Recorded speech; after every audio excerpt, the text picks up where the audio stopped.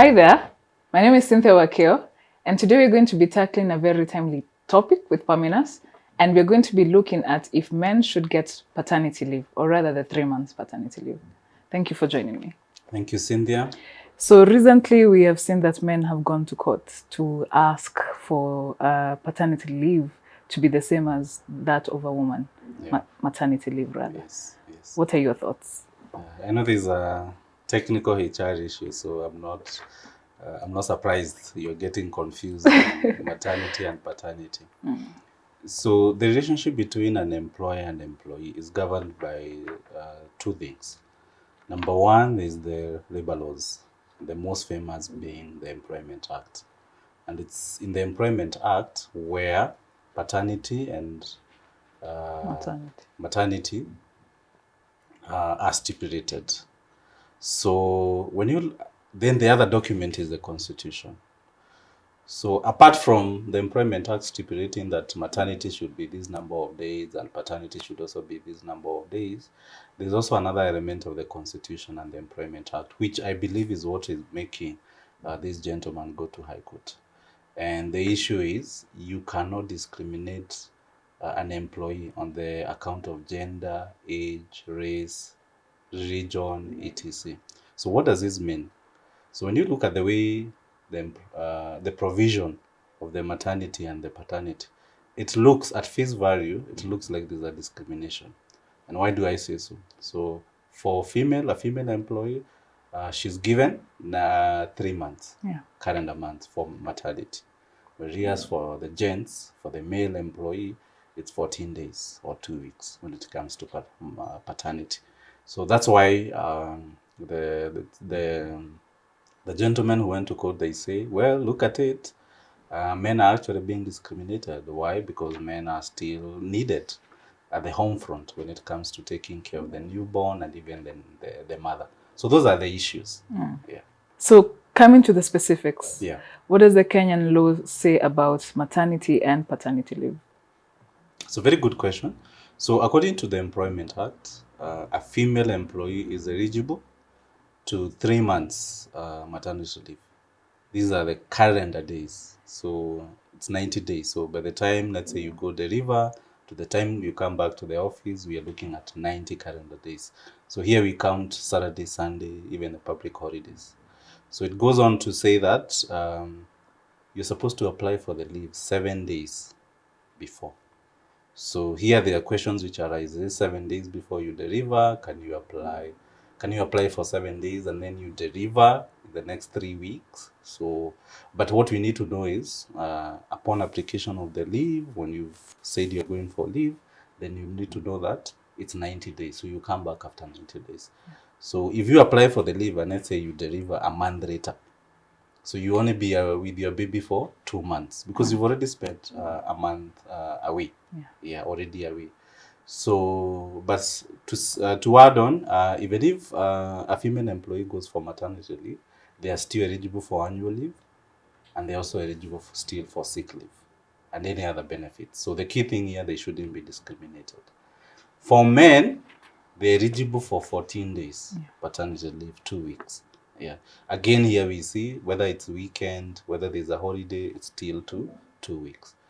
So, unlike for females, male, they need not apply.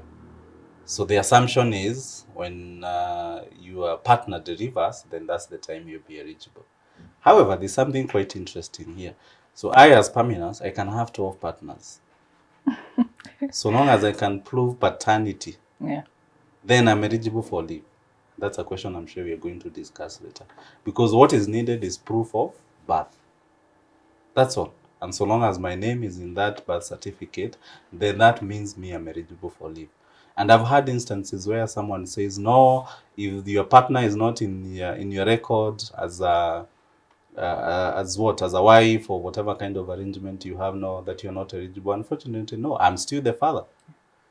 I am still the father. That's the fact. And according to the Constitution, the one who has a paper saying that you are my wife or my partner, the man who has such a paper shouldn't have an advantage over me who's not married, and let's say I have multiple partners.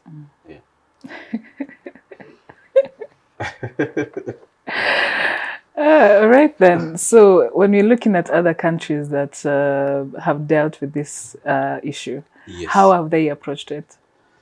Yeah, quite interesting. So if you look at, there are two countries I looked at, and these are Western, not even the neighboring countries. So if you look at a country like Sweden, they don't have maternity or paternity. They have what they call parental leave.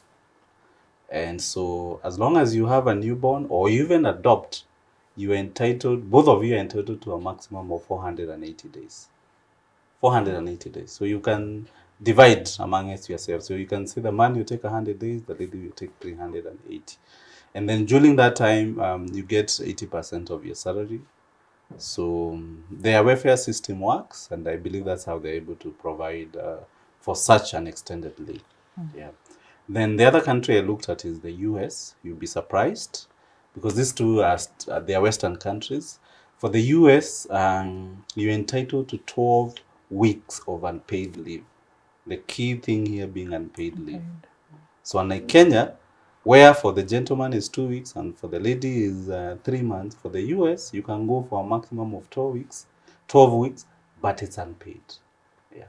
Wow. Okay, that's a So as you huge can difference. see, US is doing worse off than Kenya, and obviously Kenya is doing worse off than Sweden. Yeah. Yeah. So back to Kenya, in your view, in your opinion, Yeah. how do you think? What do you think the courts should do about this situation? In my opinion, I mean, I'm not a lawyer, so I'm not looking at it from a legal angle. But think about it, the way I've explained it to you. If they say that, and I believe that men and women are equal, but we are different. So there's a role that a man plays at home and a female plays, which is different, very different. That's a fact. So childbirth, obvious, I believe it's a more heavy burden to the females than to the male. If we are to encourage that, when it comes now to childbirth, both men and women are the same and equal, then we're inviting a lot of trouble. Why? For the example that I gave you, feminists could go every week, there's someone conceiving. So what happens at the end of the year? A man he can be perpetually on leave. A lady, unfortunately, you can only be on leave once a year. But for a gentleman, he can afford to be on leave all the time.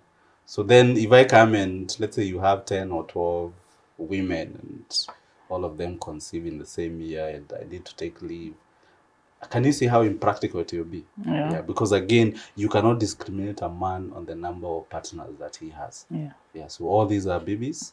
They are his own. They need to bond, because that's the whole essence of paternity leave. It's for him to bond with the child and even provide support, whatever support he can to the mother. Yeah. So if I come and all my partners, this month I have a partner, next month I have a partner, then you cannot discriminate me on that. So I don't see the law, I don't see the courts agreeing to change what is currently there. Yeah. And I wouldn't even advocate for that. Yeah.